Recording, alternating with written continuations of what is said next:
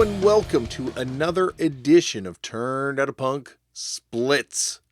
I'm your host, Damian Abraham, and once again, we are bringing back to the show not one but two former guests that may or may not know each other for one hell of a conversation. And boy, does it live up to that mission statement today, because coming back to the show, both from the band Cold World, are Nick Woj and Alex Russin.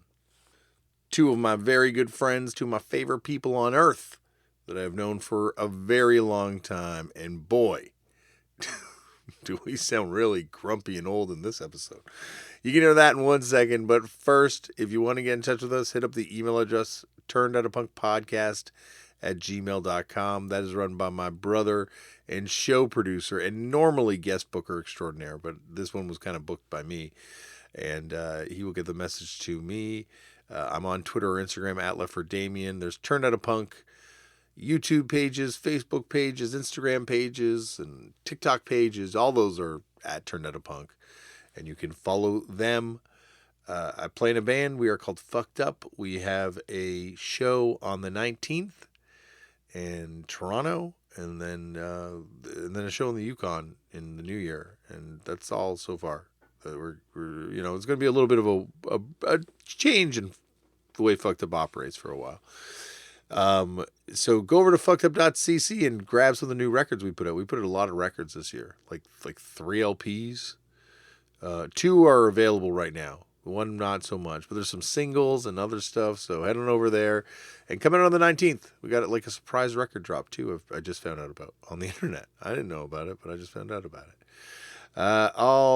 Right, on to today's show. As I said off the top, this is a good one. Alex and Woj coming from Cold World back to Turned Out a Punk.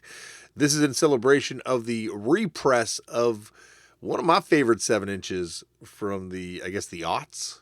The Cold World Ice Grills 7-inch, their second EP, which came out on Locking Out Records way back when. It has been repressed. It's available on black and white vinyl.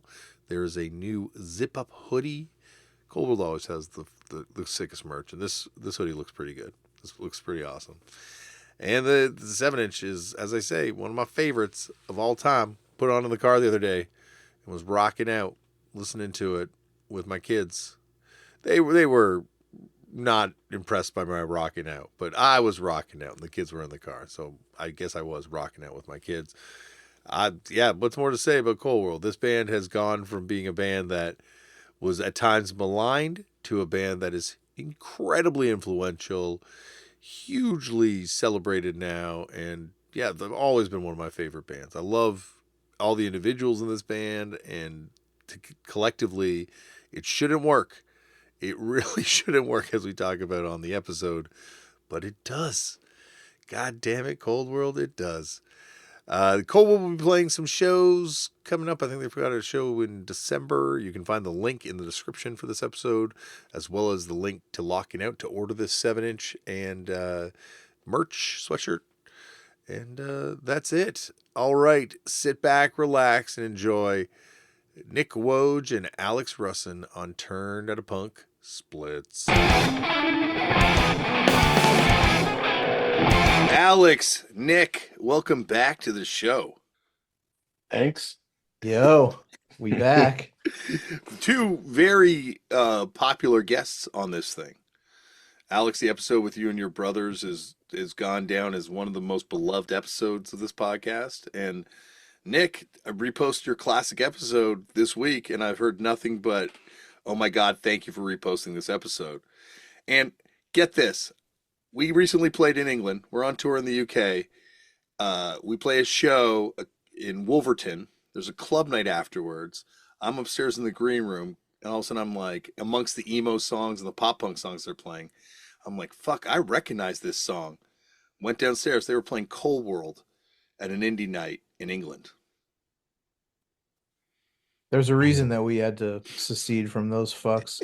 We won the war for a reason. But like Nick, as like a devout fan of UK indie, you've become UK indie. Well, you know what? You know what's weird when we started going when we I can't wait to hear where this goes. Nah, when we played in England for the first time, like uh I remember the dude Cam, the guy who like books all those big shows over there and stuff, who's a really cool guy. He had like he books all these huge shows as like, so he's the man and is paid and stuff. He had this like nice apartment, and on one table he had every video game system you can think of. Like literally every single video game system out. I don't know if you were with us, Alex. I feel like you were. I was, I Maybe was, I don't remember that, it but was in Manchester. that was when we did the Stone Roses thing and Party Boy fucked it up. Yeah. Um, but anyway, and he was like, yeah, mate, I DJ the like rock I DJ metal nights or whatever, you know what I mean? And he was like telling us that over there more people go to like metal and hardcore like dance nights than go to shows. Like they'll go to like and they'll play like, Hatebreed and metalcore and like all that kind of stuff like in a club, and there'll be like 1,500 people there for a club night on like a Thursday. Meanwhile, there's like a hardcore show going on a block away with like 60 people at. I And remember that conversation. Even worse, it'll be us playing to 60 people, finishing, and then being like, okay, get the fuck out. We've got a club night coming in here right now. we've been in that situation for sure. And it's funny because it's like you're saying, it's like people there to mosh, hard pit to songs being played by a DJ. Yeah, it's really weird. So weird. Like it just, I don't know. I feel like so much of that energy that comes from moshing is almost just like feeding off the energy coming off the stage from the band. So I don't know. I guess people That's get it a from a that's a DJ. hardcore thing though, right? Like that's a Yeah. punk thing. That's a punk thing when you're like one with the you could jump up and grab the singer and punch somebody when you stage dive. Like that doesn't. And also I don't, yeah, I don't know. I mean, a lot of videos I see of shows now, it's like everyone's like turned away from the band, like looking at like the mosh pit. That's always been. At CC's, it was like that. I mean, yeah, but I feel like that's always been a At thing. CC's, they would clap. At CC's, it would be like It was like Soul Train. one guy would like mosh at a time, and he would like do his thing, and everybody would be like, yeah, yo, yeah. It's funny. We just played Outbreak Festival with your brother, Alex. Oh yeah, he said he saw you. Yeah, we were hanging out, and we were both like marveling at their stage setup. They have like a pre-stage before the stage that's almost like a stage invasion stage. And so it winds up being like a constant traffic jam of people running across this pre-stage in front of the band. What I the know. Yeah, hell? I know the kind of setup you're talking about. It was It's I almost like a didn't lip. Yeah, yeah, it was like but like a big lip, like enough Yeah. room for like, five people to kind of run across, but it was just like a constant train of people moshing, taking selfies of themselves moshing. And it's different, right? Like it's definitely like you don't have to worry about like some dude You coming. don't say. Yeah, I don't want to pass judgment because it's just like it's just so different from what that type of engagement with a performance was, like a stage invasion where you're running on stage and jumping on the lead singer or doing something like that. Like it, I don't know, like it felt like it was almost like a way to kind of break the fourth wall, whereas now it feels like it's just incorporated into the show. Hmm. Yeah. It's I when I see videos of bands playing like hardcore bands playing with like giant barricades and stuff like that.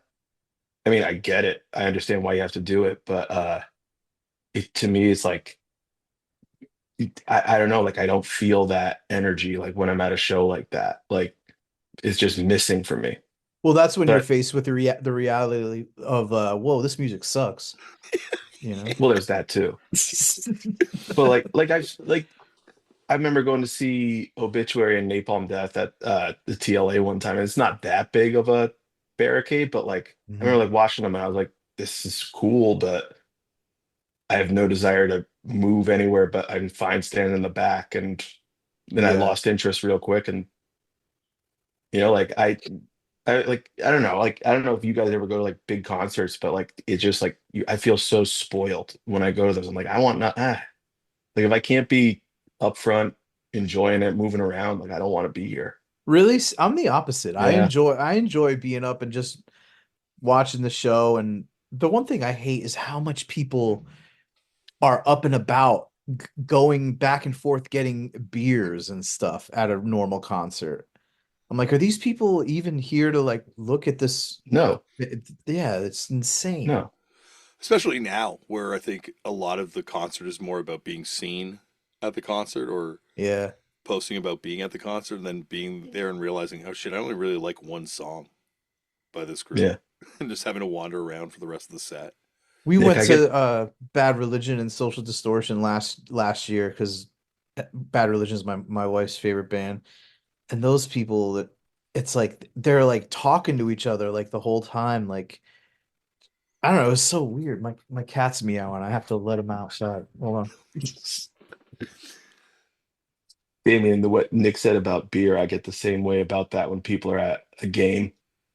Like if I go see a sporting event, like they're just getting up and down, I'm like, you're missing everything. So Why'd just you even like, pay? would you like not just hold it if you had to pee the whole time? No, I'll be very strategic about it though. Okay, But I won't drink at games. yeah, Like I like it, just drink water.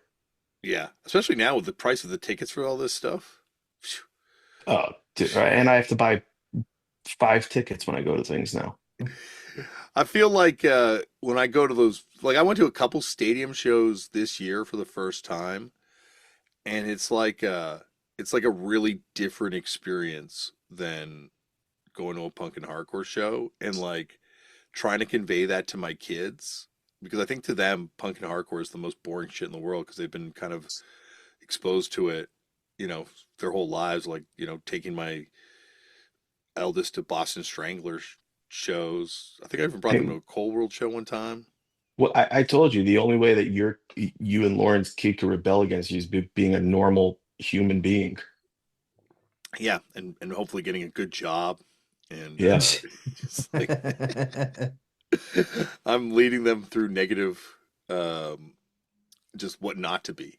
Just like just look at your dad and say, "Not that, please." It's fine though. It'll come back around. I'm sure of it. Do your kids like Cold World? Yeah, they love cool punk and hardcore. Uh, they they like the idea of me being in a band. They Cold World, they're like Oliver thinks it's sick. Um, but the girls are like, why are you guys yelling? Like, what's happening here? And that's it. They think it's awesome that like dad plays in a band, but that's where it ends, you know? So, which is kind of what I would expect from an 11-year-old and 10-year-old girl from them. But Yeah. Oliver loves it. Like he tries to like play along and stuff, like on the drums, and he's getting his fast beat down. So that's cool. Just don't But let him hear Mouthpiece that's I've been trying my hardest. while he's developing his fast beat. Yeah, chokehold and mouthpiece definitely can not be on the listening block. Yeah. It's yeah. No, that's yeah, I mean I'm definitely dad.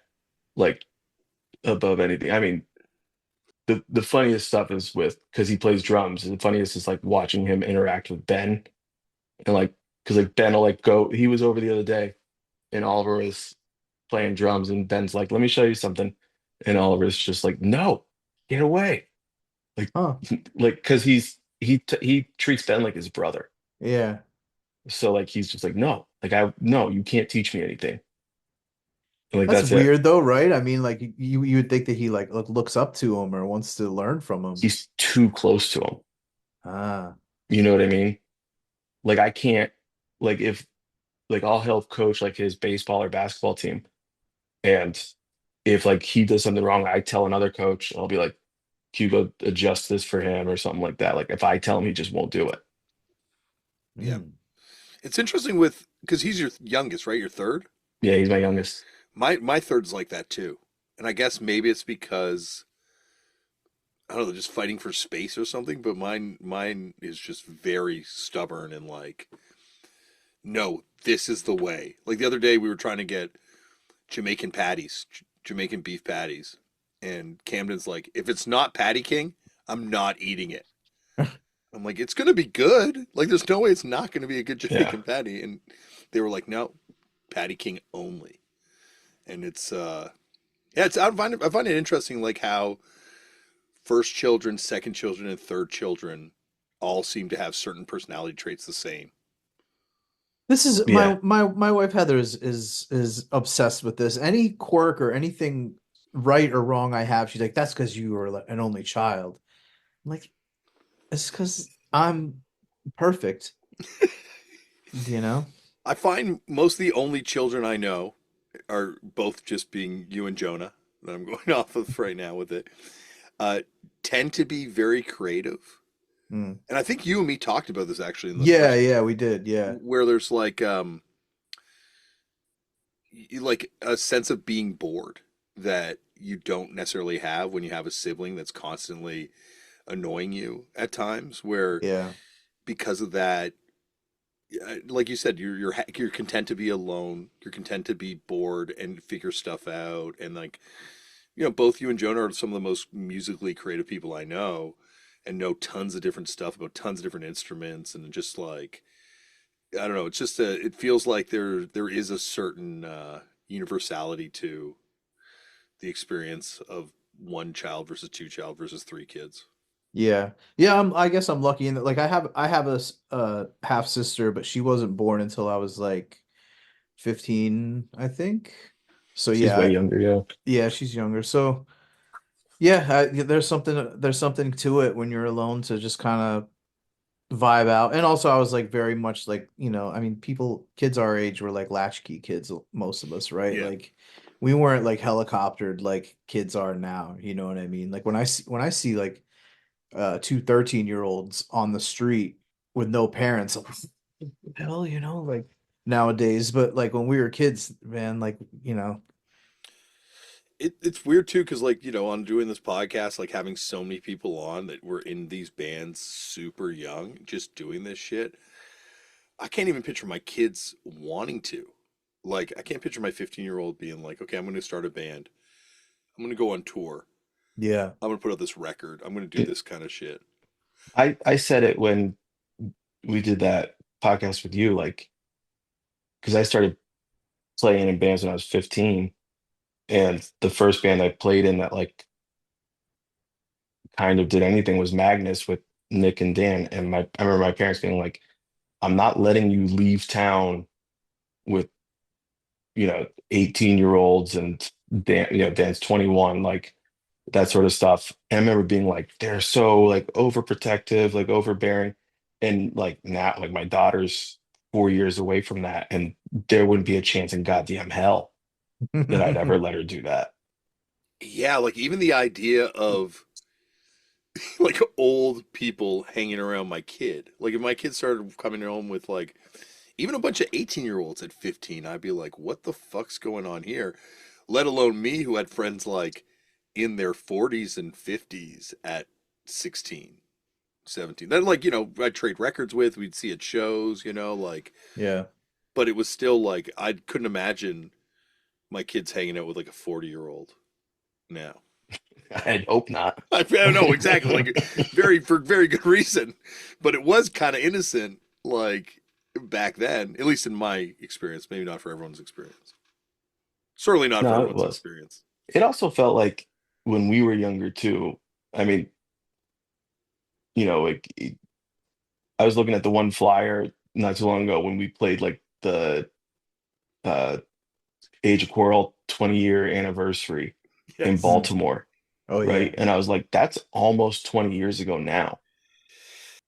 And it's like, so when we were first coming up, like the oldest people coming around were in their, I mean, at least around here, like what, like 30s? Like I can't think of anybody who was really in their 40s when we were younger. It seemed like in our time, people aged out of the scene way younger than they do now and got into the scene way younger. Now it's like people don't start getting into hardcore until they're like in college, Yeah. and then they're like, a keeper of the faith for life or whatever, like Where it's people come back crazy. around lately.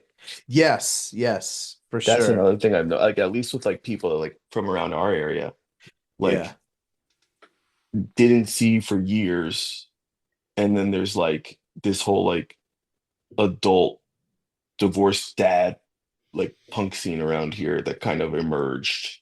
Yeah. I feel like remember like around the time when we played with Lifetime in New York, I felt like the New York scene was like everybody who moved to New York like 5 years ago and tried to not be hardcore people anymore and then failed at that. And then it was just like this big reunion. You know what I mean? I also felt like that at that Matt Summers benefit show where it was like, oh, this is all the people from my era that like tried to not be hardcore people anymore, and then whatever it didn't didn't work out. And they always wear a Bad Brains t-shirt Yeah, they come back with the Bad Brains tee, every goddamn time. yeah, maybe like a Levi's jacket with a pin or something. I don't know. It's because you get out in the real world and you realize it sucks. Yeah. I It's mean, like, that's fuck. happening to me right now. I'm Yeah. I'm like I hate the world. I'm ready to just like be a keeper of the faith. Why? Things are going great. Well, you realize like the worst people you meet in hardcore, like with exceptions, obviously, like, but like are amongst some of the better people you'll meet in other sectors Yeah, in it's this so world. weird, man. Yeah, like there's just like a I can think of some exceptions. I can Oh definitely yeah. think of a lot of exceptions, but I mean, like,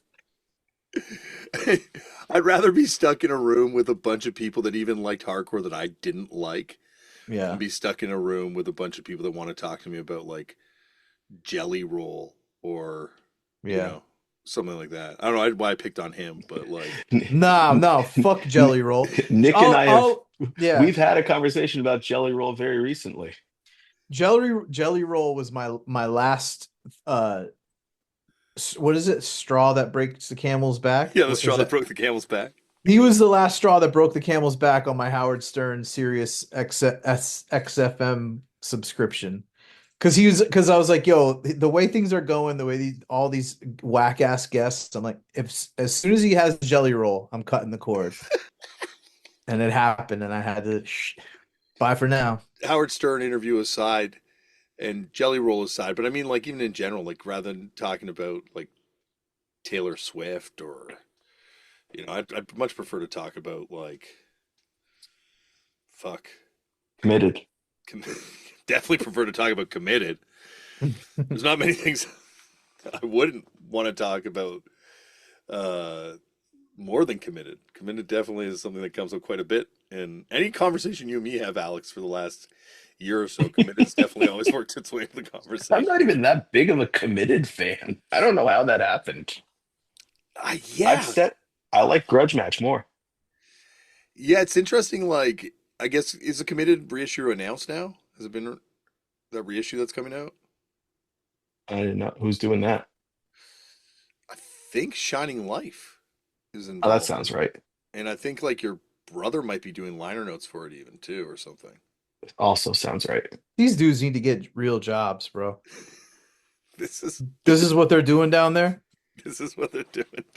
writing liner notes for a Committed reissue. Uh, Hey, that Columbia degree is not going to pay for itself. Yeah. this is the future of this is where we're at now with music. Like, this must have been what it felt like for people when they were doing like random reissues of obscure bands from the 60s. They're like, fuck, they're reissuing that band? Yeah. This The Beatles? no, more obscure than that. There's I wonder if there's going to be like a group style like resurgence for this stuff where these bands are just forced to do reunions because they're like so popular in the wake of the reissues. I mean, has that happened with any of the hardcore numero stuff? Like, Well, Unwound. they've always kind of came and left though, right? Like, I don't think they were anywhere close to this level of popularity. Like, there's not going to be a Frail reunion. There's not going to It can't be. Yeah. Click Attack Itawi did one. Wait, Couple why weeks ago. can't there be a Frail reunion? Didn't someone pass away? I don't think so. Maybe not. Maybe then I'm fine. No, There will be a Frail reunion then. not that I know of. The Orchid reunion was packed Hmm. when I went to that here. So I wonder if maybe out of this reissue, there's going to be a grudge match reunion and it's going to be sold out. Which begs the question, when's the Frostbite reissue campaign going to start? Dude, Alex is going to ask you to cut that out. I was literally about to say that.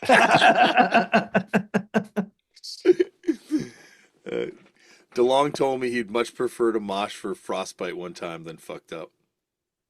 But wasn't it a cover or something? Yeah, it was you guys doing a cover. Over Police, though, which was definitely our best song. So, there you go. And most moshable. Probably most moshable. Well, Generation. Yeah. We wa- Yeah. Okay. when we played Outbreak, we realized that, like, man, this was a weird fit for us. We were the oldest band that played by a good 10 years. Like as in member age or as in like band existence? Both? Hmm. Maybe not member age. No, maybe member age. I felt really old.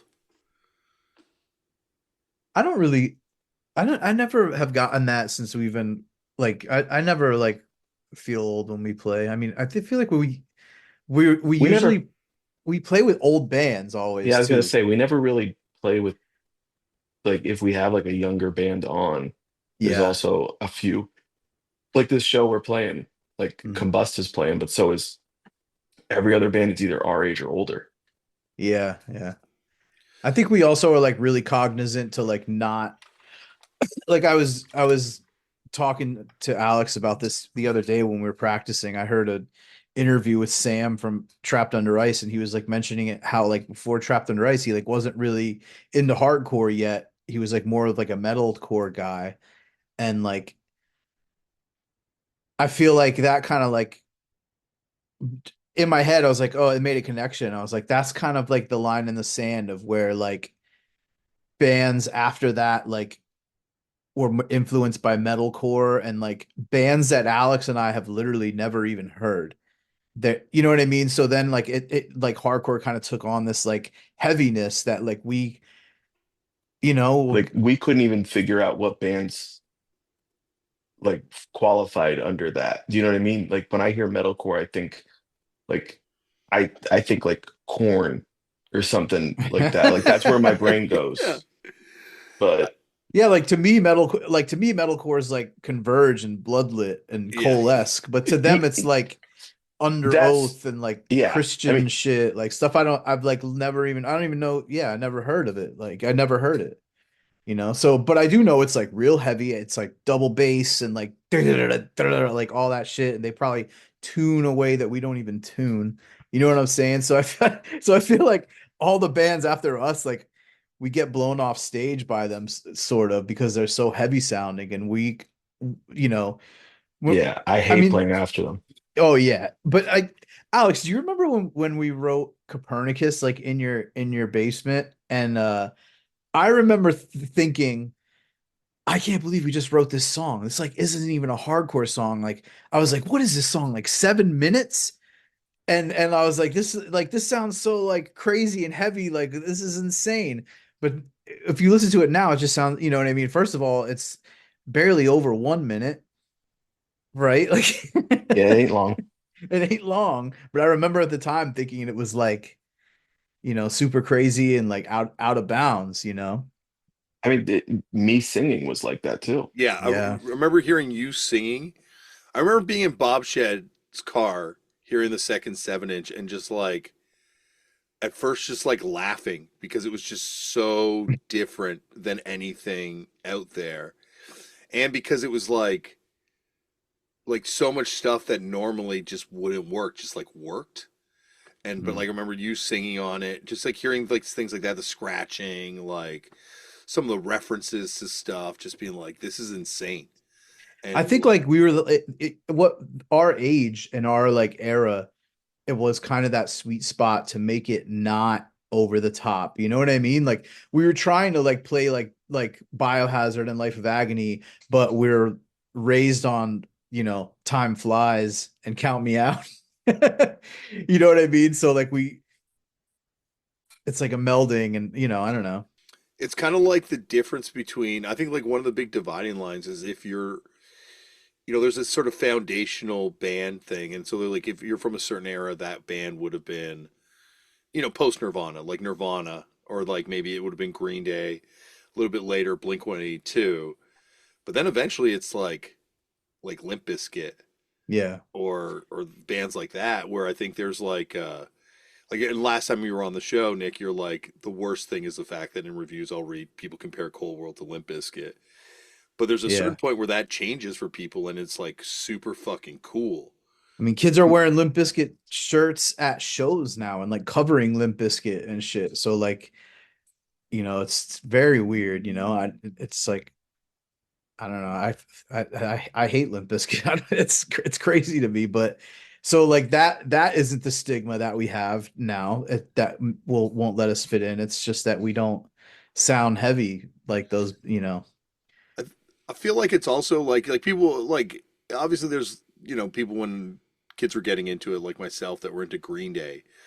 I'm sure there was like an aversion from an older generation, like fuck Green Day and like this sort of stuff. But like, Yeah. at least Green Day was keeping in the tradition. Same with Nirvana too. Like they're coming out of DIY spaces. They're coming out of being involved in like legit punk culture.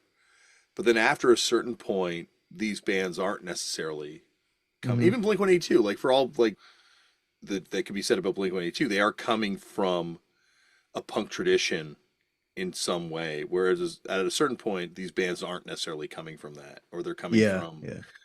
like you're saying, like a more of a religious based background, or certainly a faith based music background. And yeah, it just changes the culture. It changes like what people are into, what's quote unquote permissible under the Yeah. culture and stuff like that. And I think that's what one of the big shifts that happens. Well, I think like New York hardcore was like Metallica was that thing, right? I always hear about like there was a point where it was like okay to be influenced by Metallica. You know what I mean? Like, and even like I feel like New York hardcore bands always talk about Celtic Frost being a big influence. So like I feel like, I mean, I'm sure like in like 1986, if Urban Waste were still around, they wouldn't want to play after Leeway. You know what I mean? Yeah. Like it's just like that kind of sonic line in the sand where it's just like, But then there's like also stuff that's still like, I guess if it's like pure chaotic noise stuff, like I think like it almost like could transcend heavy. Like there's like a timeless quality to that sound where it always doesn't like Discharge or something like Yeah. that, right? Like where that stuff's always going to sound raging. But I think the New York stuff was on accident. Yeah. You know what I mean? Like I feel like a lot of those early bands like probably would have sounded more polished if they had the wherewithal or Access right? to it. Yeah. Money, Yeah.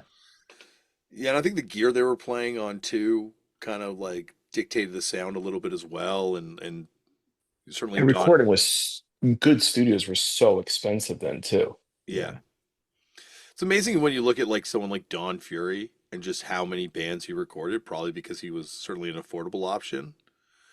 But there are some like weird ones in his catalog. Yeah. Yeah. First Cat Power 7-inch. Really? Yeah. I didn't know that. Yeah.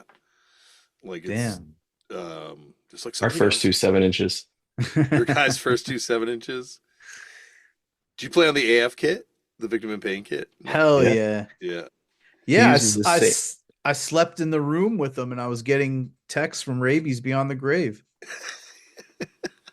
Remember that, Alex? How could I forget? I think I was the one sending them. Yeah. We'd wake Don Fury up. He hated us. Don, we just got a text from Rabies. I was telling my brother today about when you guys took that limo party bus, that show in Montreal, and that limo driver, how much he fucking hated you guys. I told you he banned me. I got banned from that company for life. Like we called them for our wedding and they said no. Really? Yeah. Allie called them to like book something for the wedding and they said, "What's the last name?" Russin. They said no. You know what's crazy? Like, why? Like, we didn't, you know what I mean? Like, we didn't even, I don't think anyone even drank alcohol on the whole thing. No. Which Like made they the probably, behavior even more psychotic, though, Nick. Like the fact that you guys were fist fighting each other in the back of the that's the limo. thing. They probably have dudes like blowing lines in the back of that thing normally and shit like that. And like, sex workers and stuff, but we're like trying to strip each other naked. Fist fight each other. Yeah. If you were getting out of that fucking van with black eyes and bloody lips and just I remember we had the Fantastic Four movie play the entire way there and back.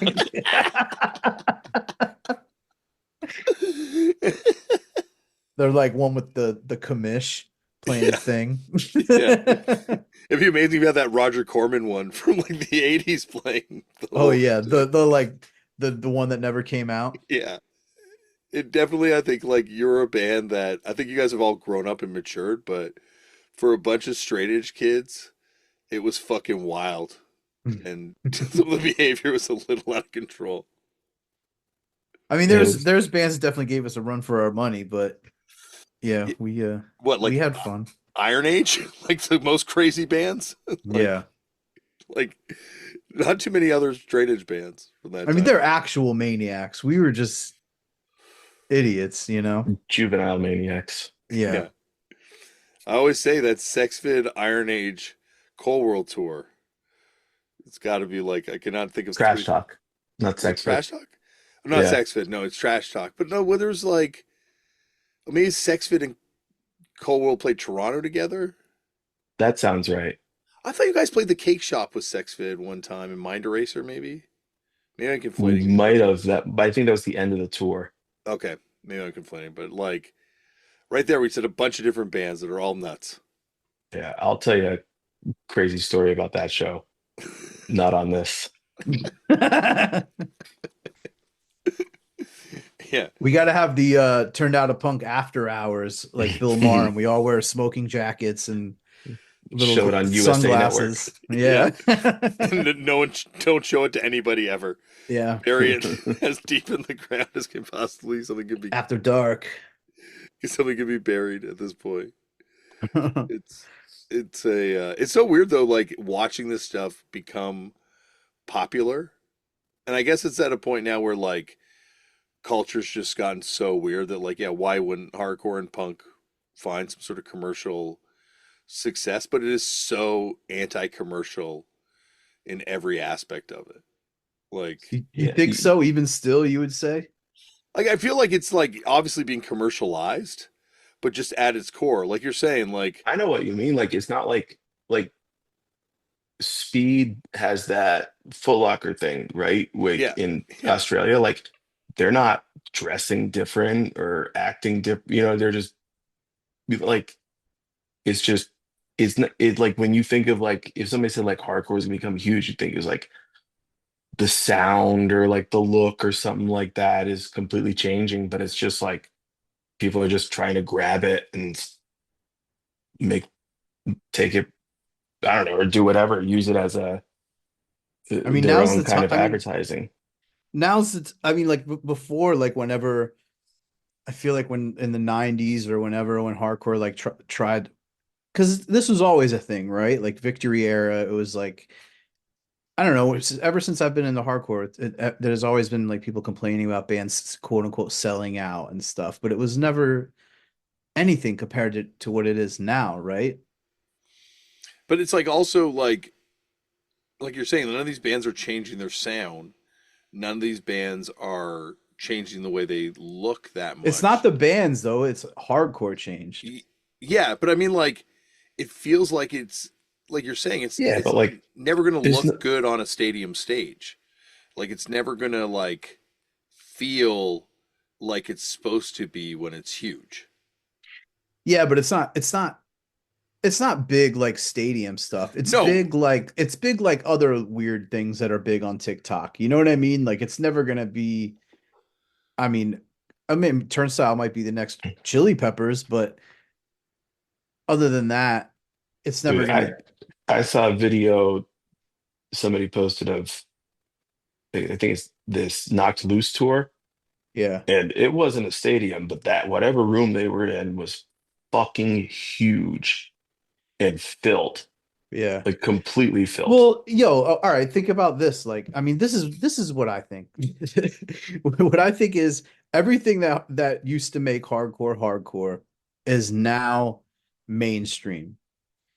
Veganism, uh, PC leanings, like self-policing, community policing, all that kind of stuff, sustainability, like all the stuff that hardcore used to be about that, like, because like it used to be like fucking like a hardcore band is a hardcore band just from not the music, just blah blah blah. Like that used to be a thing, you know what I mean? But you can't say that now because those things are mainstream. You know what I mean? Like you can say that about, Yeah. whatever now. Like it's so like now, like what is hardcore left? The only thing it has left is moshing, and moshing has already gone mainstream. I mean, like when you see metal bands play, they have like Wall of Death, and they do the stupid shit where they like row on the ground or whatever, like Brent Hatley. Uh, wait, like that's like Portland style. Like we used to do at shows in Portland. That's what I'm saying, dude. Like, I don't know. Like, so, like, the last thing that like hardcore has that separates it from other things is moshing or whatever. Like, to me, like that's what make like the difference between like hardcore now and like when I was like going to shows is that like now like literally the only thing that's important is moshing. That's the only thing that makes hardcore is moshing, and that in turn means that it's just the same as techno. It's the same as it's dance music. So to me now hardcore is just dance music. It doesn't have any ethos, it doesn't have any meaning, it doesn't have any of the things that like I used to think it needed to be hardcore. They're not even in the conversation anymore. You know what I'm saying? Like of course like, the there's like little subgenres and stuff where that really matters, but that's not like the capital H hardcore that we're talking about right now. You know what I'm saying? So It's almost like hardcore's always just slightly ahead of the curve on these conversations, and maybe it's just like the world catching up to where hardcore was. not anymore though. I mean, because think about it, like alternative press, screamo and metalcore and stuff was way heavier 10 years ago than what the heaviest hardcore is right now. Like they had crazier breakdowns, they had more extreme sounding music.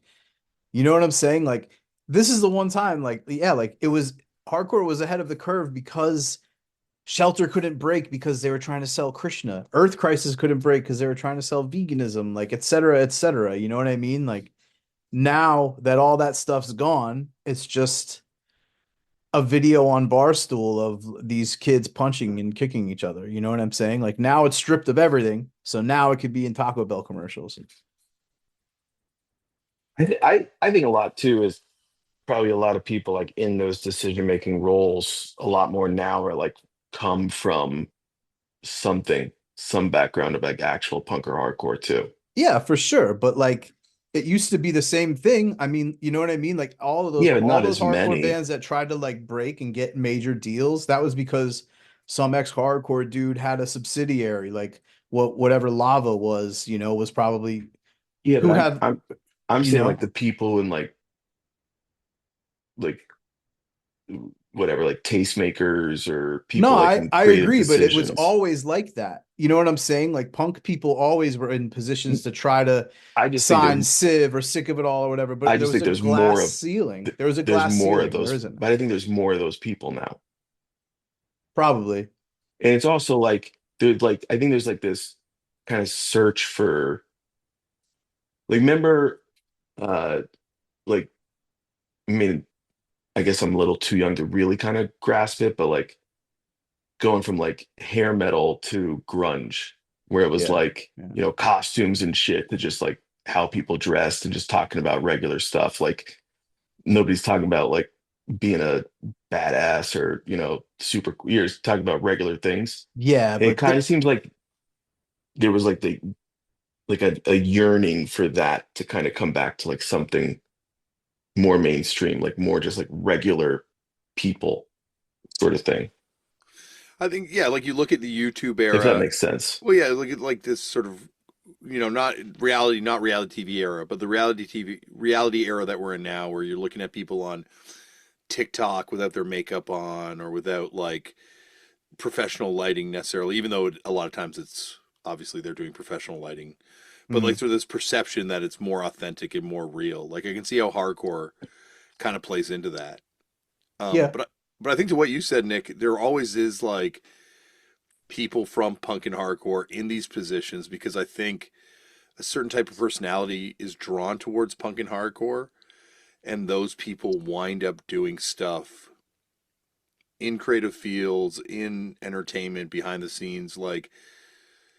Like how many people like do we know that we're doing like basement shows that are now doing like huge fucking concerts and making like tons of money at doing like, you know, stadium shows for artists or yeah. people in production or people we know that work at, you know, Nike or different places now that were like hardcore kids. Like it just feels like punk and hardcore will always draw creative people, motivated people, and a handful of those people, or maybe a lot of those people, will wind up doing interesting stuff in different industries. Yeah, I mean for sure. I mean, I'm not like disparaging like the participants or the people doing it. I'm just saying because it's just like a symptom of current culture. You know what I mean? Like, and even if you were, a hardcore band in modern times that had,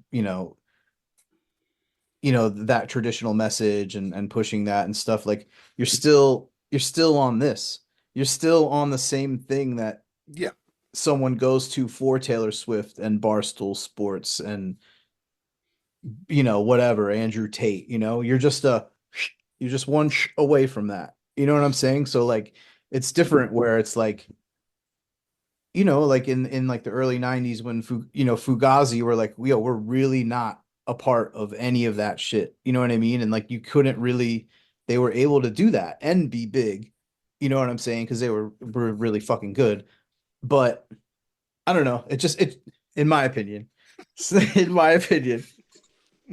But I don't know. It just seems like now like it's almost impossible to like really, I don't know, be what yeah, we grew up considering like punk, like yeah. But that also, Fugazi, as much as they weren't a part of it, and obviously completely,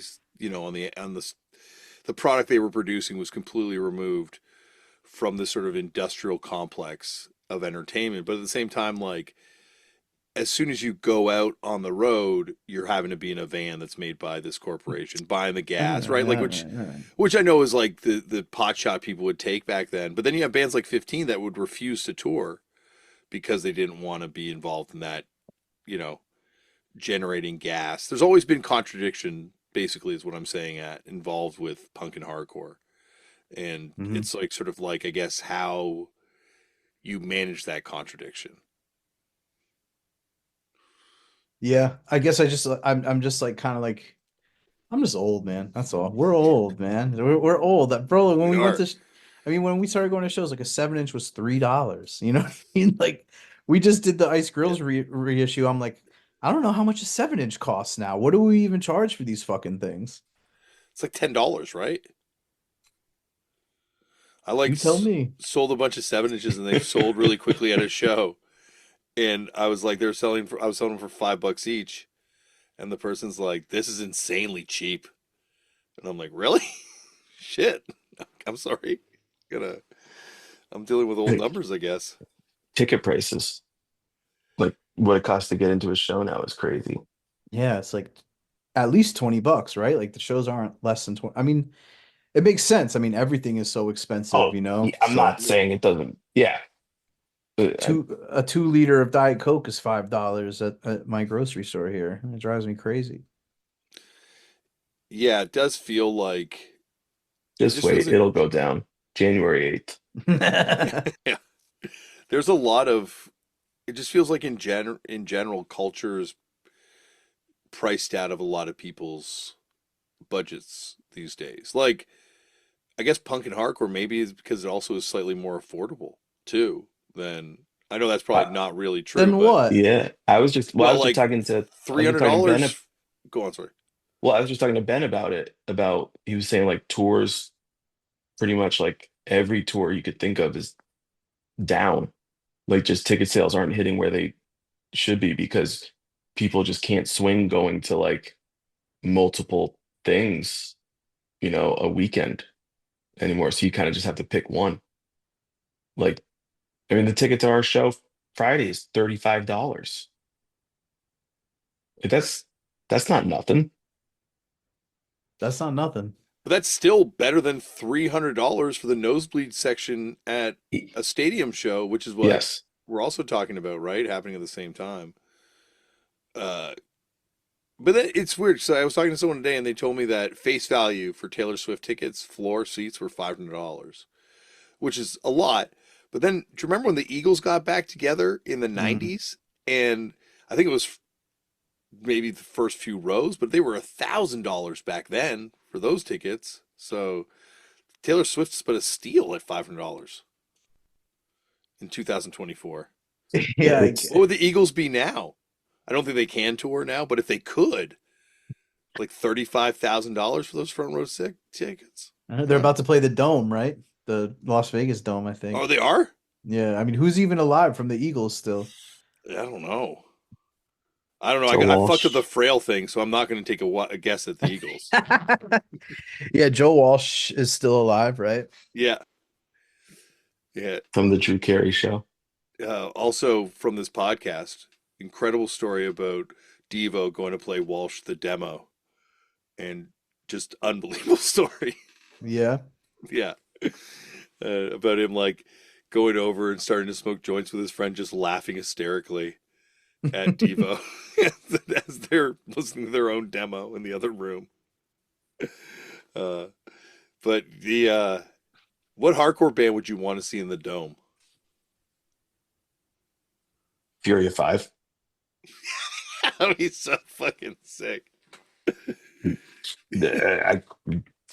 That's it.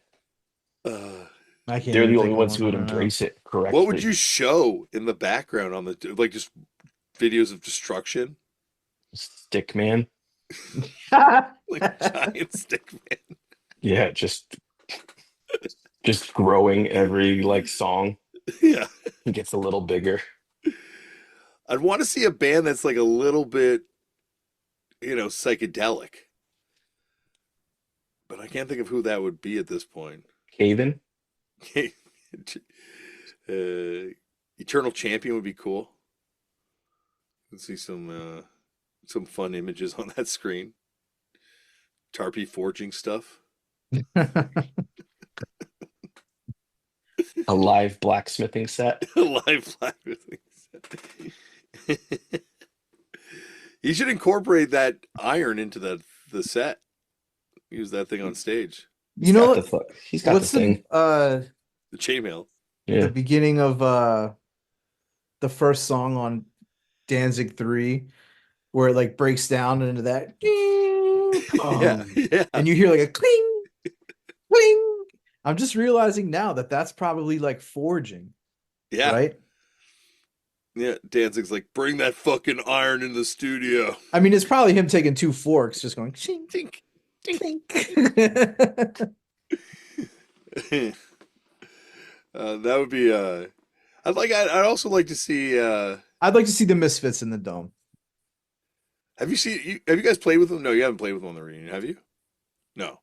Who? I've never Joel seen will. any of this reunion ones. I've never seen the Misfits period, but The Misfits? I saw them in New Jersey. Was it you good? went to one of those reunion shows? Yeah, yeah. Me, Gary Decker, and Rykow, and somebody else. They're fucking sick. It was dope. I don't doubt it. That's one of the ones that you're like talking about. I couldn't picture seeing it in a stadium like that, even though I've watched the videos. It online. was, it was sick, man. I don't know. I mean, I'm a Misfits mark, but I don't know. It was cool. It was cool. Yeah, they're. It's interesting though. Like now that all these bands have gotten back together and they've done all these big reunions, like Who's left? who's left? Minor Threat. Minor Minor Threat, Threat. Operation Ivy. Yeah, I was gonna say Operation Ivy. Operation Ivy's done some not Operation Ivy ones though, right? Yeah. Like that dude Just, Jesse sang in a few things just like a one-off I've at a seen. party, I think, I recently. feel And like then I've seen him do more than that. Like I saw him do like a song I with thought, some band. oh yeah, he's gotten up with other bands and performed with other Yeah, but bands. he did that That's one with Tim Armstrong at like a party, right? Not too long yeah, ago. yeah. And Matt Freeman was playing bass on that. What about Yeah. Septic Death? Are anyone from Septic Death dead? Well, Brian Pushead's ears are like shot, Oh, that's right. Yeah. so he can't do it apparently. Yeah. I mean, a big one is, it's not hardcore, but I feel like going back to Misfits, Danzig original lineup, like that should happen. I can't believe that hasn't happened, you Yeah, know? he didn't do. I guess he's done Sam Hain, right? Like Hmm. years ago, but Yeah. he's never done that first three records Yeah. thing. I never realized that. Yeah. That And I would be know, big enough to headline. yeah, and I know John Christ is like, he always, I read recent interviews where he's like, yeah, I'm definitely down to do something. I don't know where Chuck Biscuits is. I don't know. He's missing. Uh, He's like one of those people that's just Todd like Youth wasn't an original member, right? He was no, he he was like later on. maybe like the sixth album, or Was he that came, late? or yeah, we had I thought it was, definitely. I don't know why I thought it was earlier. Erie No. Vaughn's on it, right? I think. Hmm. And the thing that's fascinating is that first Danzig lineup that he, or maybe it was Sam Hain lineup, where it's like Brian Baker, Graham from Negative Approach. Yeah, that's Sam Hain. Yeah, Sam Hain. That lineup's very fascinating to me. Yeah, If it's that is, crazy listening to those interviews, or reading those interviews from when they first came out, because they like ask about Minor Threat in every one of the interviews, and you're like, damn, it's so crazy. Like, I'm to link, like, so closely link Minor Threat and Misfits. I don't know, it's crazy. they're also like the two diametrically opposed forces of that era. Like a band that's all about like shtick, and a band that's like about no shtick. A band that's like super muscly and hard, and then a band that's just like I wouldn't say Minor Threat was no shtick. I mean, Straight Edge was a shtick, right? Like, not shtick, but I, was a thing that was yeah. like very controversial, like. I think it was controversial, but I think that's because other people made it much more controversial than it was. I don't know. Like I wasn't around at the time, but it feels like it became more of a shtick afterwards. Hmm. Like it's in the same way, like not that they're all at all the same, but like with Riot Girl, like it was not really a thing till after Bikini Kill, and then it became kind of a thing for the next people to kind of pick it up. Here, you want to prove my point before about hardcore being only about moshing now? How come there hasn't been any bands that sound like that come out that sound like Bratmobile or the Frumpies or something? There is, but that's like that egg punk scene. Yeah, but we have yeah, I guess you're right. Okay. Yeah, yeah. But that sounds like that? Some of those bands, like not like those bands are godly, right? So I don't mean to like say that like I'm going to compare, but they're definitely bands from that world or descendants of kind of bands from that world that are kind of trying to do that vibe Mm. or more that world. The band that we played with on tour recently, the Tubs, not doing that sound at all, but they are fucking awesome. I meant to tell you Oh, about yeah. that band. I'll have to check them out. Yeah, I think you'd dig them. But yeah, like I think that's the thing is like hardcore has never felt more removed from punk, maybe, and they feel like separate kind of worlds. Oh, I agree with that wholly. 100%. Hardcore to me now is metal. Yeah, It's just metal. There's almost no difference. I guess shorter hair, more moshing, but I guess metal's got short hair in moshing now too. Yeah, man. Like there's a million different kinds of metal. Like so like hardcore is just a new kind of metal. You know what I mean? Like kids now, like their minor threat and their misfits is Hatebreed and Marauder. It's like Scott Vogel was like the proto person for this era. Hmm. Just hates punk, only hardcore. Yeah. I blame Scott. I feel Ditto. don't Have you you ever put heard that th- on that man. Have you ever heard this? Scott's punk band, No, what is it called? Manic Depression. Huh. This was like a capital P punk band that Scott was the drummer in for like a minute. Get out of here. Yeah, he hates when people bring it up, so I bring it up incessantly. I Amazing. never heard of that. Yeah, I never heard of that. Yeah, definitely. It's not the first one he goes to when he talks about bands he was in. This is also a weird one too. The Cinderblock track on this, which was like his other band. This was like Structure Records, which is like Jeff Beckman from Chokehold's label. Mm. And this is their comp with like Cinderblock Support, Framework, Forethought, who are weird. They sound like Gang of Four, kind of like Mission of Burma style. Huh. They did a 7-inch that you can find for like $1, but it's awesome. And then Burst of Silence is on this too. But Framework were like used to be considered like a seminal band, and like you never hear anything about them now, right? Like, it's pre-Earth Crisis, right? Or someone from Earth Crisis and Framework? uh, Really? maybe. I Maybe not. Maybe I'm making that up. You maybe though. I don't know. I just know that they used to be considered like a real like influential early 90s band, you know what I mean? And I don't You know know. what I was thinking about? I was the other day listening to that band Alice Donut Hmm. from the 90s. And that band's like completely forgotten. Yeah. Like never, no one ever brings them up nostalgically or anything like that. I went back and I love that band, one of the first bands I saw. But it's interesting how bands that were significant at the time they're around just seem to like disappear, and the fan base seems to disappear too. They were on a major, right? They got a deal.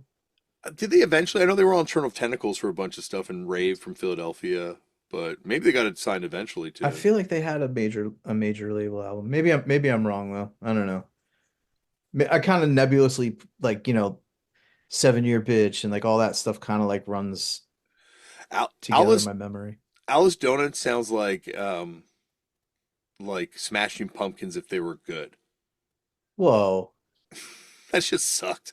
No, come on. Smashing Pumpkins got some tracks, No, man.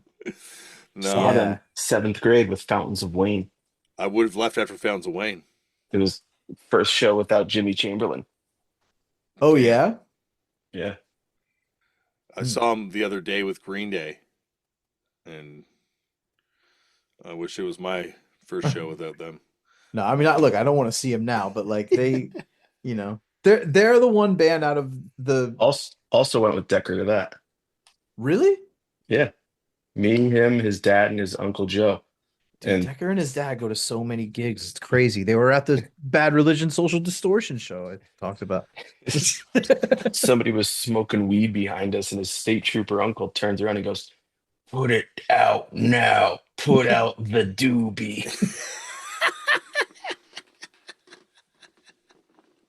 Holy shit. The yeah, like the Smashing Pumpkins to me were always the band that didn't come out of punk. Yeah, Nice. but you're right about that, but also I don't care about that because it's not punk. You know what I mean? Like outside of punk, I don't care about punk, really. Yeah, but it sounds like, because of that, it's not good. Like to me, it sounds like if you made Nah. metal music, heavy metal music, devoid of anything heavy. This What is would be why left they're over? this is why they're good because they're the one band out of all those US bands that tried ripping off shoegaze in their own way. You know what I mean? Like they were very influenced by My Bloody Valentine and then like mixed it with like glam rock and whatever fuzzy, you know, Jimi Hendrix riffage or whatever, like that's why I like them. They have that kind of like mix of grunge and shoegaze and really good vocal melodies. that's like a sweet spot for me. You know, that's what I really care about is like melodic vocals. But the vocals are like parody No, vocals. I like them. I like them. I like them. I mean, I think, you know, I'm not gonna like go to bat for them or anything, but I fuck with them. Yeah, I was never. Dude, you know, I mean, talking about like bands that people never talk about or like get forgotten about or whatever. The thing that I was thinking about a couple weeks ago is just like, I don't know, I might have brought it up to you, Alex. Just like our era of like emo, like Get Up Kids, Promise Ring, Even Saves the Day, like Texas is a Reason. Like at the time, like we thought that they were so big or about to be huge. You know what I mean? And like that just moment like never came for any of them. And they all got a Yeah. chance. They all got signed. They all were supposed to get this huge push. And I don't know you know what I mean? Who each of them I'm sure has their own story as to what happened, but they like missed that like next alternative press, you know, what kids now think of as emo, which is completely different than that. And to them, they're like, at one point we were the biggest emo band in the world, and we're not even in the conversation now at quote unquote emo night, you know? Yeah, like I think Jimmy Eat World was the band that kind of like. Yeah. I was gonna say that. They're Yeah, the they're like the one. only They're the one. one. They're Yeah, the one. Yep. and I think like some of those other bands had sketchy members or shit come out about members that Yeah, but prevented. but That was that later, I guess. yeah, or earlier, like with whatever. Some of the bands. I think several of the bands you mentioned had different periods with sketchy members, but Yeah. But I don't know. I don't. I mean, I feel like Get Up Kids also though did have that kind of moment where they've kind of become. no way, man. They played Toronto. They played some fucking huge venue here last time they played here, and Yeah, but they like didn't have a song on the radio. They didn't have a. You know what I no, mean? Like, then they never broke out, but like they kind of like at least have been able to kind of transition into this period where they do have like a fan base. Like they're, in the, I guess he did popular podcast too. yeah, like they You know, have a fan well, base, but it's those same people. You know what I mean? They're not. They did it. It's the yeah, same. It's probably the same. You know, like I went to see him like last year, and it was like them playing 4 Minute Mile. You they're. know. I did a podcast with Sergi, who plays in Get Up Kids, but played in Sam I Am Mm-hmm. and Soup and everything. And he brought up some band that's on Numero Group that I forget their fucking name right now. But they're like this band that from that era, like none of us probably heard, or you might have heard of Woj because you're deep head on this stuff. But because they've been reissued, their records are fucking huge, and now they're Mm-hmm. ginormous and get like millions and millions of plays on their songs, can sell out these huge venues, and kind of consistently do it. But they're a band that like didn't make any impact their first time around, type thing.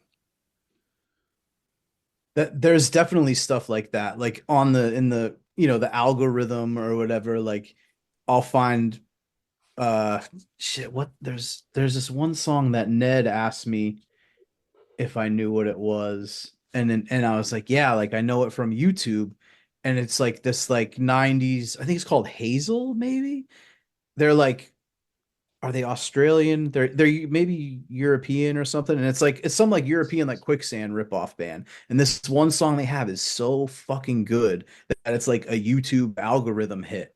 And they were like just like a 1996 Euro post-hardcore band that had 1 7-inch and never did anything, but like that one song is like, and I've seen like people do guitar covers of it on YouTube and stuff, and it's like no one ever heard of this until now because of It just algorithm caught on. type shit. Yeah. But Yeah. I think with like the emo bands we were talking about before, like I think like Jimmy Eat World were able to like write rock and roll songs and like really adjusted to it and like found their strength. You know what I mean? Because like that like stuff is better than their emo stuff. But I think those other bands tried that. You know what I mean? Like I think maybe Get Up Kids don't have maybe the vocals or the chops or the whatever it is, the to make that kind of record, and had to go back to the emo style. Yeah, like a crossover kind of. Mind you, Jimmy World, I guess, had that one record, but it wasn't like they had consistent. No, I think they I think they did. I think they Huge had. records, like Yeah, they radio had more. records. Yeah, yeah. I, They That record was huge too. that record yeah. was huge. But Like, I think the records after that have like hits on it that we don't know about and shit that are in like commercials and stuff like that. okay, The other band I would say is like maybe Modest Mouths, but they were more like a proper indie band, right? Like I don't consider them a no, 100% they're out of punk. They're yeah. like a college radio. No, Yeah. but 100% they came out of punk and hardcore. Like, I'm sure they were members punks, of but Death Wish Kids, and but like even though like they were early 7 inches, like the Blink-182 episode's wild for the the one with Tom DeLonge. His oh Modest yeah. Mouse story on that episode is fucking hilarious. And I didn't know Modest Mouse were punks. yeah, they kind of came out of like that whole like scene, Death Wish Kids, and like I think the drummer was in that band, and like their first 7 inches like DIY type thing, kind of. Hmm. But it's like that Pacific Northwest thing where it's indie, punk, and hardcore. I think it's a lot closer together. Yeah, yeah. Um, like all these bands like who have weird membership connections or friendships I know with what each you other. I know what Nick means though when he's saying like more like an indie thing than like a Yeah, I know what you're Yeah. saying. Like they I know weren't what you like mean with that. they weren't playing like more than Music Fest or something. Like when Get Up Kids played Philly, like there's like insane violent moshing and stuff happening in the 90s, you know what I mean? Like not I don't think for Modest Mouse that was happening. Remember they put out like fucking the split with Coalesce back then and Yeah, stuff. yeah. Like there I think was they played each other's songs, right? yeah, they covered each other's songs. And the thing that I wondered, the scene that me completely disappeared, is that Cruise Records, like '90s kind of late '80s, like all like Big Drill Car, Yeah. like there's just like all these bands, Chemical People, like all these bands that were from these scenes that just feels like they had fans. There was like fan bases for this stuff, but it just Yeah. feels to have completely disappeared. Like that sound, you mean? Not even necessarily that sound, because I hear that echoes of that sound and stuff, but like you go to England and you talk to people about Mega City 4, and they were in the NME. Like they clearly had popular records, but like no one there talks about them or remembers them. Like Leatherface, I guess, is the band that kind of gets talked about from that scene a little bit more. Mega City 4 got a push though, right? Like Yeah, like they were Mhm. in the NME back then. They Yeah. were like going for it. And then Wiz from Mega City 4 joins the Doughboys. And Doughboys is another band in Canada that had a Dude, fan base. They were popular. I just found out about the Doughboys last year. I One of never our heard of greatest them. bands. Yeah, one of Yeah, our they're greatest bands. so good. Alex, have you ever heard the Doughboys? No. Yo, you would really like them. They're like they're like how would you describe them? I think like pop punk, but like forget all the baggage post Green Day with pop punk. Like it's just like really anthemic, but like aggressive, coming out of completely punk and hardcore. The lead Yeah, singer, but it has like a the songwriting and the playing has like a I don't know, like a grunge. the later records, yeah, Yeah, it has it like because they had music videos and shit like that. Like they try to Yeah. get big for sure. Like they were on a major label here yeah, eventually. I think the first record's on Cargo, maybe the second one too. But they came out of this band, the Asexuals from Montreal too. That's like it sounds like a '90s pop punk band, but in like the '80s. Their first, you know what? LPs. Like after I like came across Doughboys like on YouTube or something, and then it kind of like afterwards I was like, oh okay, I actually do remember seeing their records around like throughout the years, but never, you know what I mean? Because I don't know. I think you're right. Like that kind of like Cruise Records era, like early '90s, late '80s kind of stuff. Like I don't know, for some reason our era, our generation might like glaze over it a little bit. I don't Yeah, know. because I think it was just before our time, and I think Mhm. Nirvana coming out and then Green Day and Offspring coming out just shifted the demo away from that stuff. But Doughboys here, like their song Shine was the theme song for The Wedge when I was a kid. So it was like the 120 minutes for us. Like you'd always Yeah, hear their yeah. song at the start of it. And it was, actually the best video, one of the best videos on YouTube is the Doughboys being brought by Much Music down to Jamaica to play Spring Break for a bunch of terrible Canadian university students who are sitting cross-legged on the beach watching them play. And the Doughboys just look like they're having the fucking worst time. Like Jamaica? Like, Yeah, Jamaica. doesn't the one guy have dreads? So maybe he would like fit in, Yeah, he right? does definitely have dreads. That's another thing that's been lost. Yeah, He's- bring back dreads. He's married to Jessica Paré, believe her name is, from Mad Men. Really? Yeah, they got Ooh. kids. Props.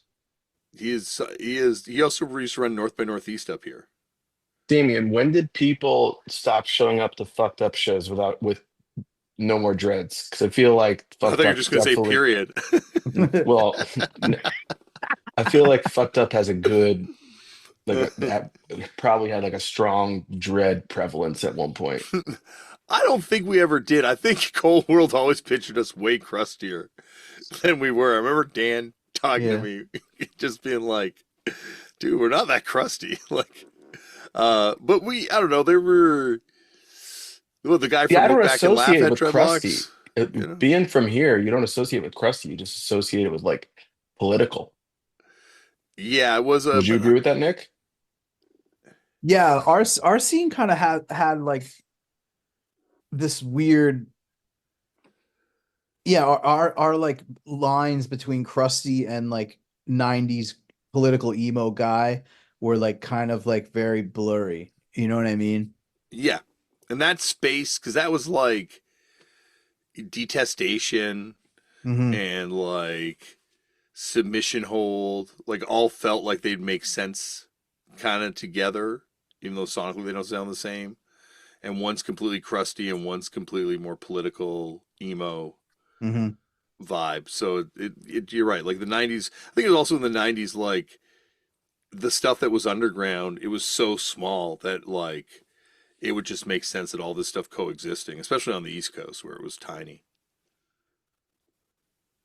Like the West Coast, I think could sustain individual scenes a lot more than we could Yeah. out here at different times. I mean, one thing I realize is like California, just like subcultures are way bigger than they are than on the East Coast. Definitely. It's so weird. Yeah, like you really hear like how, like when you look at the footage, right? Like you look at Minor Threat playing to like how many people at that LA show, or Mm-hmm. these Olympic shows where just like thousands of kids, and you're like, Yeah. oh, yeah, this shit was popular out Yeah, there. or just like watching those like old like flip side videos or Target videos or whatever. Like they're huge crowds, but like even like like now like just skateboarding. skateboarding, like everything. I don't know, like I don't know, and they have like those like like 12-year-old kids like that are super crusted out. You know what I mean? Where here we don't have anything like that. No, it's definitely like it's coastally really different. And I think maybe it's changed now because I think culture's gotten a lot more at least flattened out geographically. Yeah, there is I don't- no. I always said I'm like one of the most interesting things would be like when you see somebody from like somewhere else, either in your area or you'd go somewhere else, just like seeing like how like they dance like they mosh differently. Yeah. You know what I mean? Like there's no difference. Yeah, but in you that know what they anymore. have, the thing that they have that we don't have is, and it goes back to like the subculture being bigger there. They have the like fucking Lee is friends with Tyler, the Creator, is friends with Atiba, is friends with like they have like famous people. You know what I'm saying? You do have that on the East Coast. It's just No, like you don't. We're more haters on the East Coast. So Yeah, we don't like I know, yeah. we wouldn't be like well, Ned's tight with Walter, who's tight with Atiba, who's tight with like like No, I think man. there's a little bit more hater vibe out here, especially our generation, Yeah. where you'd be like, What are you talking about? Dude, yeah, like we all know. Hater. Yeah, like we have friends out here that hang out with Fat Joe on the regular. You know, like we have That's an friends. anomaly, though. I don't know. Well, I don't know. I think we You could. know what? But he doesn't bring Fat Joe into the fold of hardcore. Like out there, like you know what I'm saying? Like Lee will be like, yeah, yeah, man, it was crazy. We got OGZ and Shoreline Mafia to come to the show, and they stage dove, and Dude, then I hung Earl out with Sweatshirt came and threw a Molotov. You know, I hung that's out not with happening here. I hung out with Frank Ocean once and didn't know it until he left. And like 10 minutes later, I was with Lee, and Frank Ocean was talking about coming to a Cold World show that we were playing. And he was like, Cali, man. you put him on the list if he wants to come. I was like, yeah, it's not a problem. I'm like, who is that? And he's like, it was Frank Ocean. I was like, it was? I think also like I don't think you'd feel safe bringing a celebrity to a show on the East Coast in the same way that you'd feel okay doing it on the West Coast. You think so? See, I think the West Like Coast is not way more dangerous. well, I'm not saying dangerous necessarily, but like just annoying. You know, like I remember like the guys from Sum 41 showing up at that James Hate K Breed does live show. on the East Coast now, so that's a good point.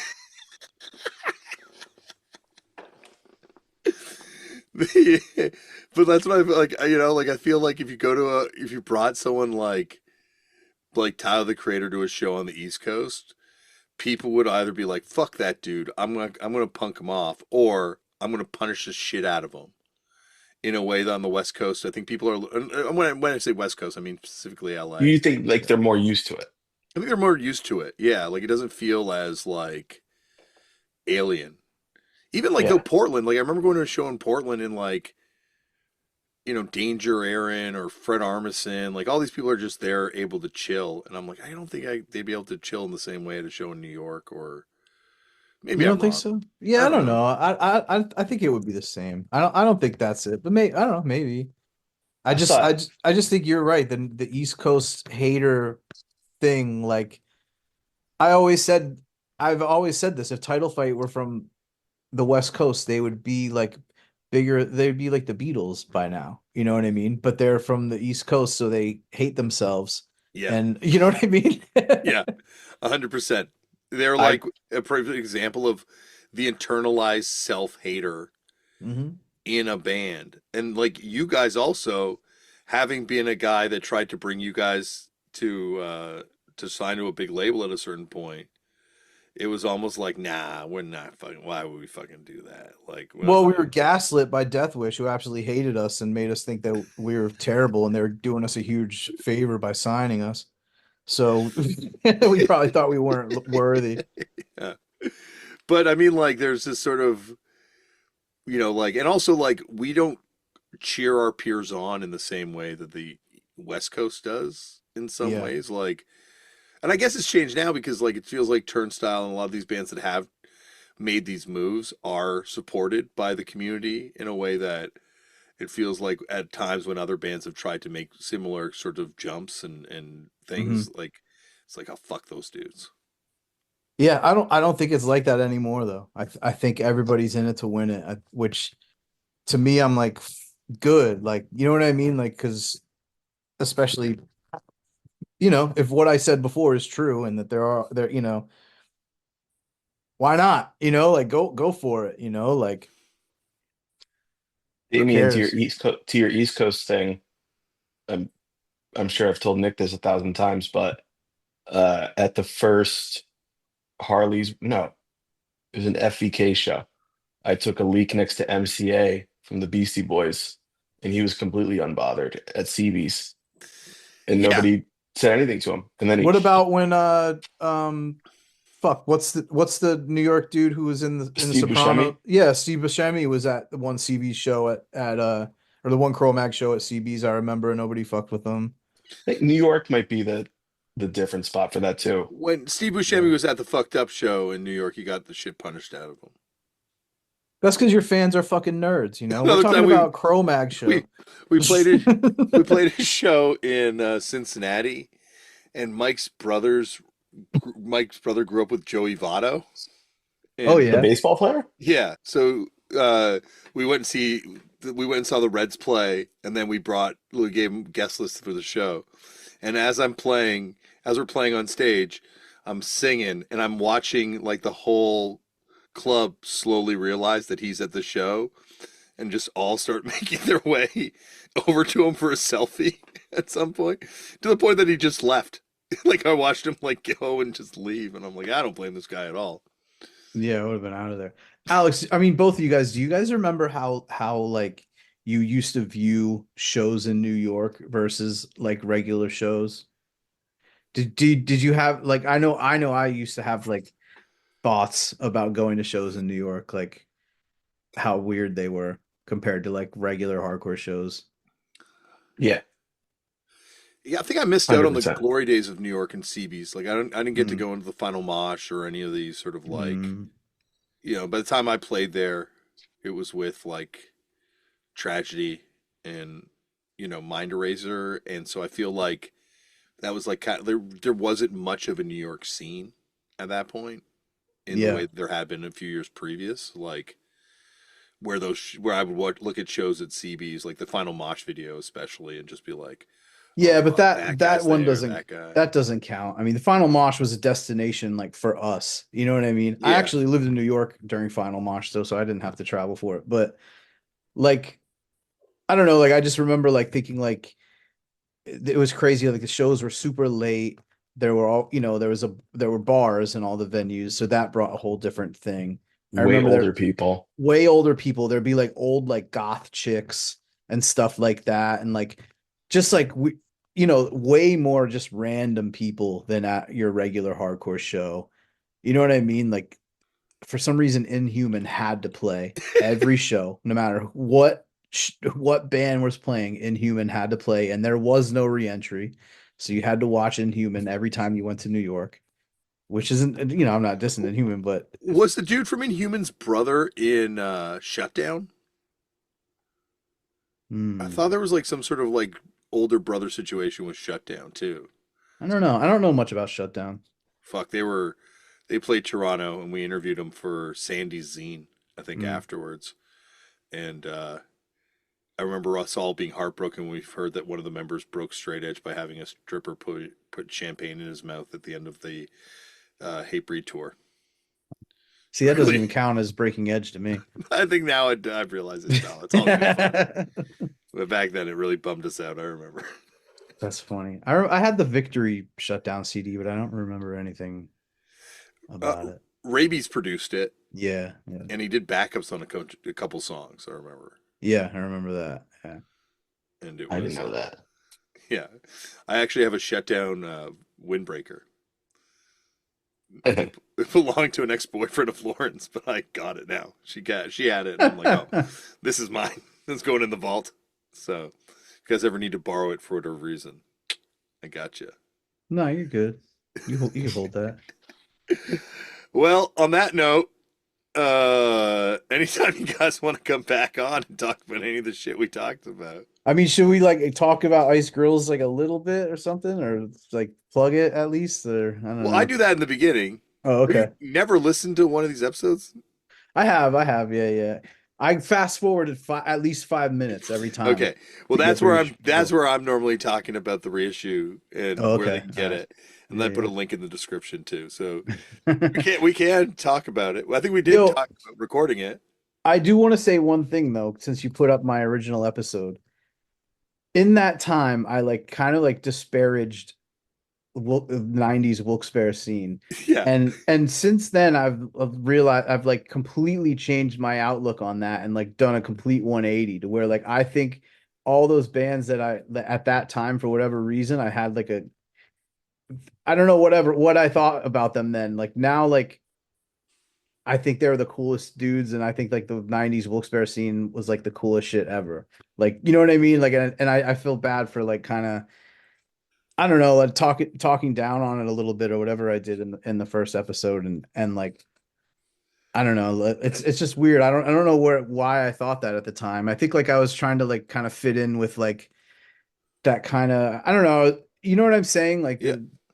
you know I don't It's also know. 10 years ago. Yeah, like which your is your your weird to think about. your view on things changes constantly, and I don't know now, like those things that I used to think kind of like made the Wilkes-Barre scene like not fit in with the rest of what was going on. You know what I mean? And kind of like made it not written into the history of, get canonized in like now I'm like I think that was so cool that they were like that. You know what I mean? And different, and I don't know. I would suggest everyone check out the band Bedford. They're really sick. Well, Nick, you got to break out that Bad Brain shirt and that denim jacket with the pin on the lapel because you, my friend, have just come back to hardcore. No, for this you have to bust out your like satchel with all the sewn on patches Yeah, yeah. for the Bedford show. Check out Bedford Burial Ground Bedford was very option. time and place. No, I disagree. Dude, the first couple Bedford 7 inches are fucking amazing. I like them, but I don't know if I ever played Bedford for somebody, period, but I can't imagine playing Bedford for somebody who's never heard them and If you're a expect them fan to of be like into it. if you like just like straight up power pop, you know what I'm saying? Like Bedford are legit good. I love that Burial Ground tape, as we've talked about many times on the show. Yeah, they were really ahead of their time for sure. Burial Ground's sick. I remember loving that thing when I got it back then. I should throw that on again because I remember that being really good. It's funny how and I guess this happens like in every era. Like eventually you have the kill by death type era where you go back and Mhm. rediscover this stuff. But I've always wondered when that's going to happen with hardcore records. Like there was that Destroy Art Comp series that came out a couple years ago. So Mhm. that was more garage pop punky type sounds. But like I'd Yeah. love to see one of just all the regional youth crew bands that popped up around like 91 or 89 after those first Youth of the Day tours. There's probably so many that we don't know about for Oh, sure. there's totally like I always find anytime I find something like that, like Forever Now, this weird Christian band from like 1990, Mm. Christian like youth crew band, or There's a Wilkes-Barre, one from Scranton called American Youth. oh, weird. I don't think I've ever heard of that. Yeah, I don't think I've ever heard. I don't know. I've never heard their demo or anything. But Yeah. was Steve Option in American Youth? No, but somebody from Somebody maybe from that one of was those in 90s option. bands. Yeah. Yeah. I never heard him either. I've only seen pictures. Yeah, the pictures of them, they have like cool shirts on and stuff. Yeah, there's Which is definitely like a bunch from up here too that were, maybe not great youth crew, but certainly Mhm. trying their attempt at it. I mean, Youth Crew is weird, right? Because it's like it took so long. It's like there was such a weird period where people forgot how to play it correctly. You know what I Yeah, mean? yeah. And then well, like the revival where that comes back, it's such a it's like it's like my favorite era of hardcore. I mean, that was our time, right? That's That our was our time, time. man. Like I mean, 97, I'd say like 97 is like our 97 and 98 is like our sweet spot, right, Alex? Like yeah. in I my mean, eyes, when count me what's out. funny is like when you talk to people like who were a little bit older than us, or like even like around that time period, like when Mhm. they would talk about youth crew, it was almost like, oh, it's cute. Like Yeah. that's how I kind of like from like kids like who weren't like getting into it like at the same time. You know what I mean? Like it was almost like that's like a nice little thing that these kids are doing. Yeah, like the older bands than us from us, like Strength for a Reason, like whenever we talk to them, like oh, you guys with the old school style, it's cute. You know what I mean? You could tell that that's what they thought. You know what I mean? But Yeah. And they were they into like it. that stuff that for sure. But it was like But yeah, you could I know tell what they you mean. viewed it a certain way. And then like the older like emo kind of guys viewed it. I'm not sure how they viewed it, to be honest. I know a couple of them like this one dude, Elliot, stuck around and like, he'd mosh for Frostbite and stuff. And he used to be in what was Elliot's band? Mugger Guard beater. Guardrail. Oh, guardrail. Yeah. Also mugger beater. And Mugger Beater. But Guardrail, I think I remember him telling me that when Green Day played on David Letterman, Billy Joe had a guardrail sticker on his guitar. Oh, weird. I could have that wrong, but I could swear that he told me that. It's funny. I did that Green Day interview, or the Pin and Gunpowder interview, and I finished Mhm. talking to Billy, and we talked about Green Day going on tour in the UK, and we finished the interview, and the first thing Billy Joe's like is, "Do you know the band Jail Cell Recipes?" Yeah, That's crazy. absolutely. I know that band. He's like, "Yeah, man." He's like, the other day, my kid started collecting records, and he came in the room and was like, "Dad, have you ever heard of Jail Cell Recipes?" And I'm like, "Yeah, I went on tour with them." How old is his kid?